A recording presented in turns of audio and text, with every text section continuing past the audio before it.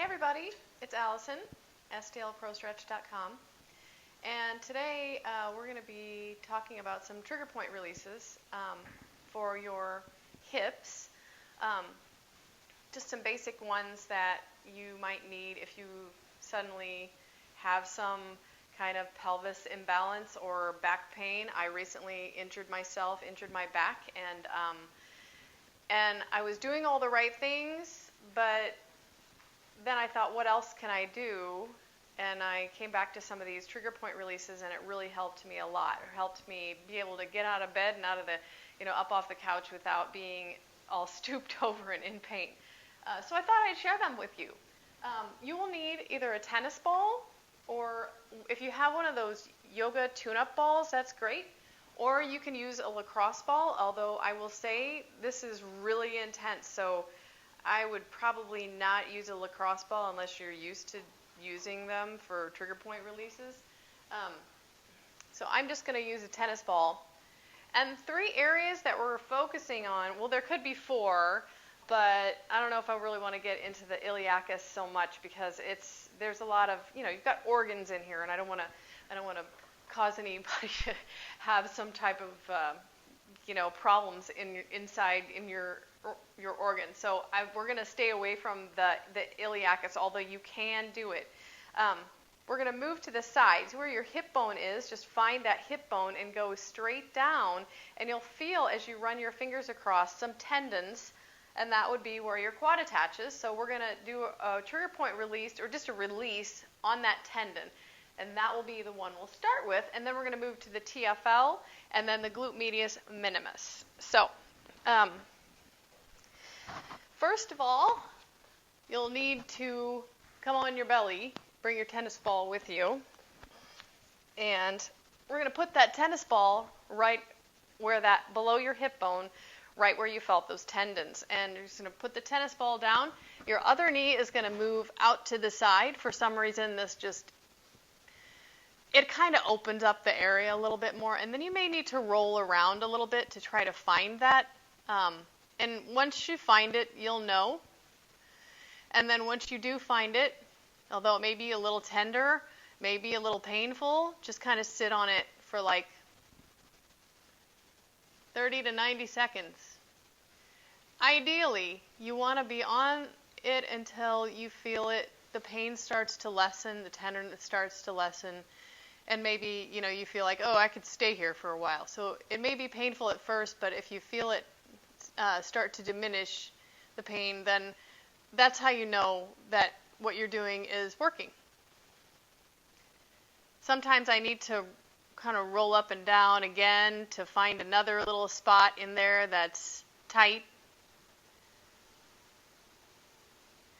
You can even roll down into more of the soft tissue of the quad.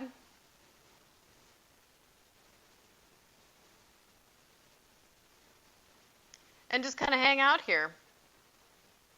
No, it's not fun, I know.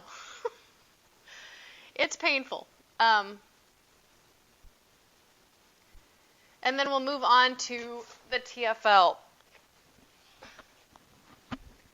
The TFL is a hip flexor too. It's more of an abductor. But when you're running, which I've been doing a lot of lately, it gets super tight. It goes right into your IT band. So if you're having IT band problems, this is probably a good muscle to work on releasing and stretching. So we're going to go up against that hip bone, and as you went straight down, we're going to go back just a little bit. So there's a muscle in here. It's kind of hard to find, but you'll know when you find it because it'll be like, whoa, okay, wow, there it is. For this one, we're going to be on our side, and again, the tennis ball is here, and I'm just going to put it right under my hip, and try to find. The nice thing about this one is you can, all these, you don't have to put all your body weight on. You've got your arms to help you, and just kind of roll around. You may have to go up and down, side to side. I just found it right there, and I'm just going to hang out here. This is one that sometimes once you find it, it can like slip out of the way. So you may need to keep moving around a little bit. If all of a sudden you don't feel anything, you might need to find another point on it.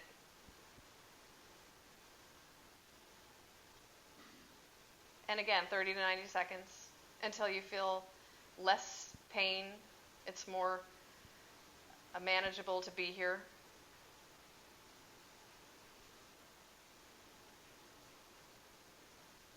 Sometimes it's hard to fully relax into it because it's painful, but that's eventually where you'd like to be.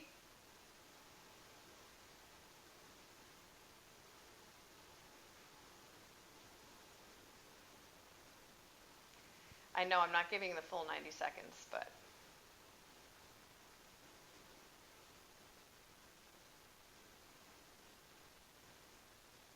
and then the glute medius minimus. And well, I know a lot of people have glute medius tightness, but I often think it's the glute minimus that's underneath it. The glute minimus is like the angry little brother of the TFL. It does a lot of the same movements, but it's back here and it's underneath the glute medius. So we go to the back of the hip. You find your hip bone, your iliac crest goes up, and you're going to go straight down. So it's kind of like that upper part of your glute. You can feel it with your hands. And this one is a bigger muscle, so you're really going to have to roll around, find it. I'm just going to kind of hop on it, put the tennis ball right underneath my butt, and roll around until I feel like I've hit a spot. And often with this one, for sure, I always feel it like referring to nerves in my leg all the way down in different parts of my leg. It's kind of weird, but we are a network of nerves and fascia. So sometimes when you put pressure on one thing, you feel it in a different part of your body.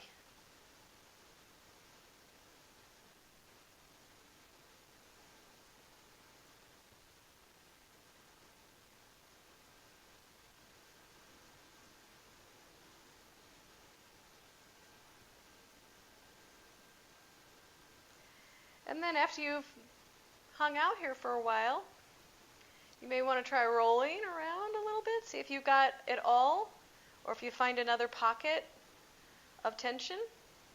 If you start rolling down and in a little bit, you're going to get into that piriformis too. So you can do a release on that as well. It is really intense, but if you've got piriformis problems, that's one way to address it, among others. So those are the three main releases that I've been doing to help with my back pain. And, I just thought I'd share it because it might help you I know a lot of you are suffering from chronic hip flexor tightness, back pain, piriformis pain, inner thigh pain, like all these other things. And, sometimes these little releases can help quite a bit, and then just get up and walk around and you're like, oh wow, I have a whole new body. No, it's not going to last forever. You have to do it daily or every other day or maybe once a week, but it certainly can provide a little bit of relief if you're in pain. And so that's all for today. Happy stretching, foam rolling. I'll see you next time. Bye-bye.